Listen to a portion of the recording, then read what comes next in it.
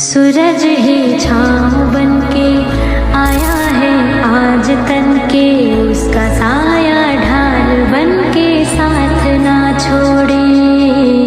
ऐसी ताकत जिसके आगे मौत दम तोड़े, हर एक लम्हा हिफाजत। सूरज ही छाँव बनके आया है आज तन के, उसका साया ढाल बनके साथ ना छोड़े। ऐसी ताकत जिस